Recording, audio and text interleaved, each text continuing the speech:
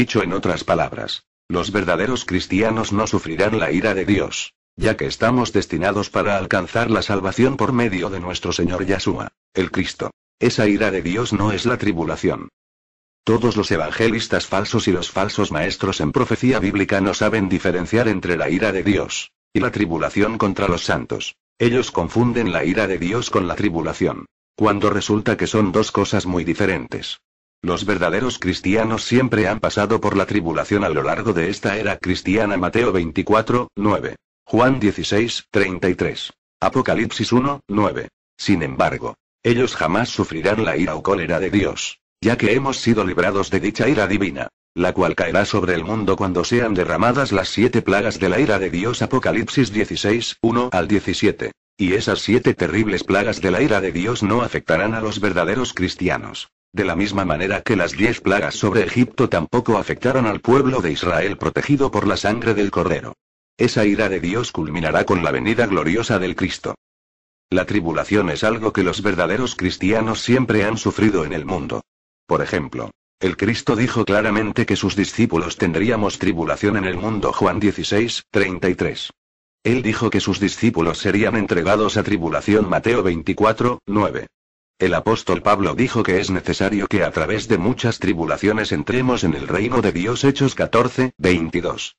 Y en el Apocalipsis leemos bien claro que el apóstol Juan era copartícipe con todos los santos de la tribulación. Apocalipsis 1, 9. Por consiguiente, los verdaderos cristianos siempre han pasado por la tribulación.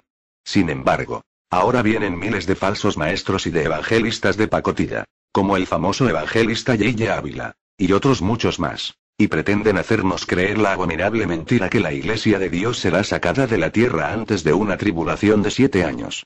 Si Dios nunca libró de la tribulación a los verdaderos cristianos a lo largo de esta era cristiana, ¿por qué los iba a librar de la tribulación en el futuro?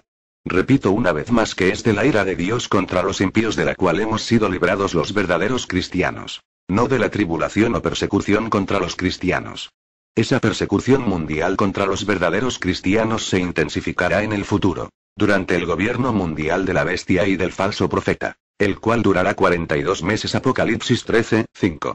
Entonces la bestia hará la guerra a los santos y los vencerá. Apocalipsis 13, 7. Y esos santos de la tribulación no son otros que los miembros de la Iglesia de Dios, la esposa del Cordero. Apocalipsis 1, 9, 12, 17, 17, 6, 19, 7 al 8. Análisis de Apocalipsis 3, 10. Este es el otro pasaje bíblico que los falsos evangelistas esgrimen para enseñar la mentira del pretribulacionismo. Veamos lo que dice el pasaje. Por cuanto has guardado la palabra de mi paciencia, yo también te guardaré de la hora de la prueba que ha de venir sobre el mundo entero, para probar a los que moran sobre la tierra.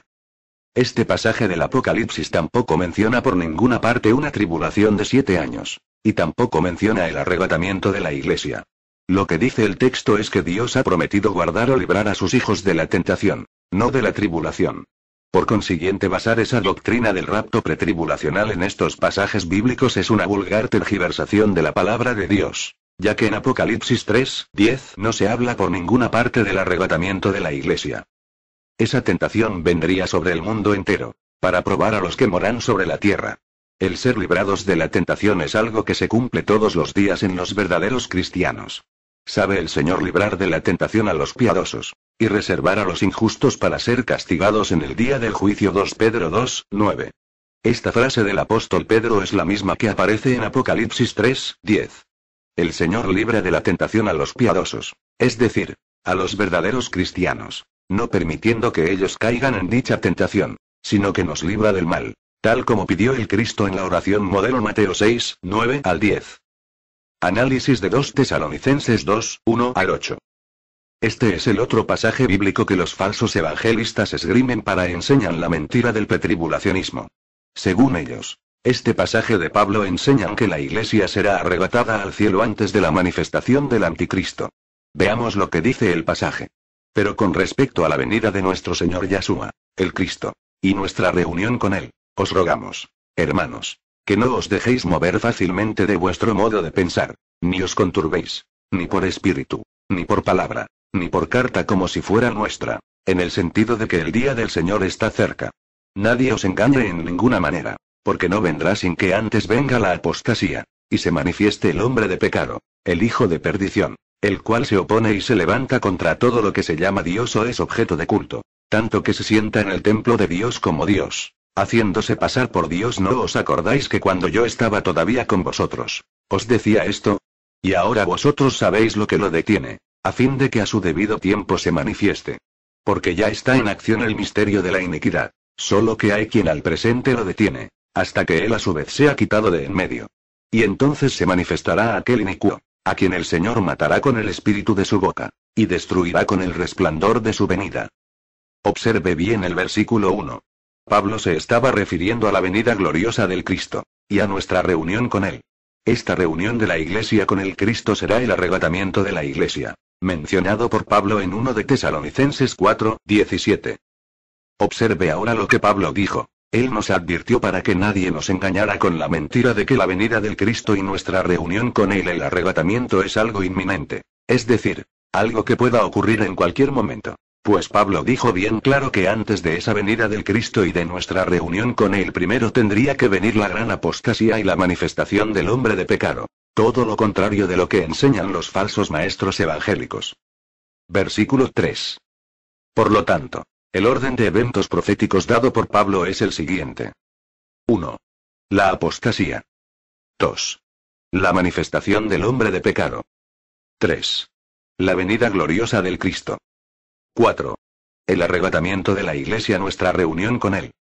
Sin embargo, los falsos maestros han pervertido esta clara enseñanza del apóstol Pablo, y en lugar de enseñar que el arrebatamiento de los cristianos ocurrirá en último lugar, tal como enseñó Pablo, ellos dicen que ocurrirá en primer lugar y en cualquier momento.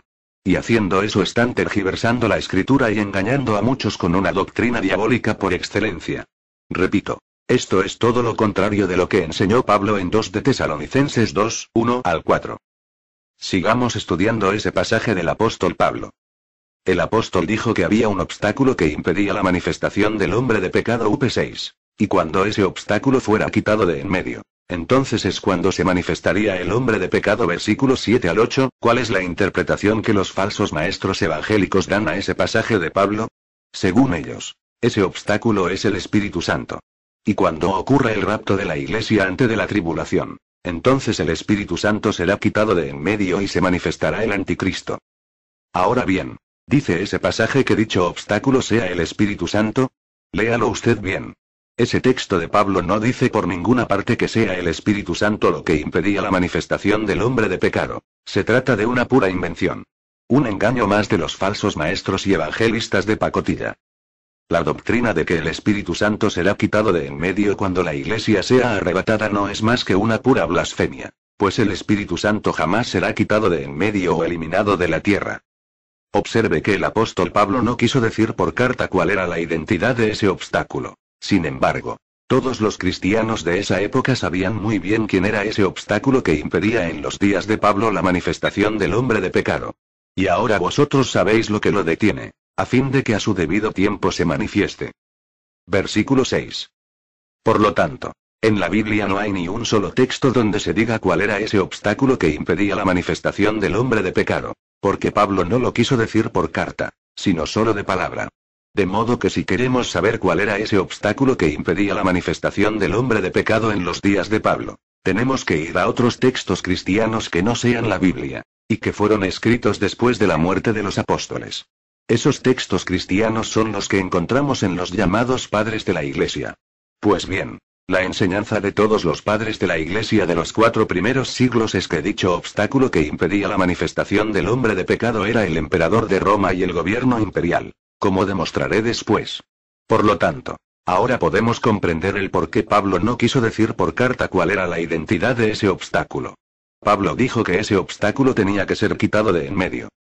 Versículo 7. Si Pablo hubiera escrito claramente que el emperador de Roma tenía que ser quitado de en medio, esa carta podría ser leída por las autoridades romanas, y Pablo habría sido acusado falsamente de conspirar contra la vida del emperador de Roma, y habría sido ejecutado. Por eso es que Pablo ocultó en la epístola la identidad de dicho obstáculo.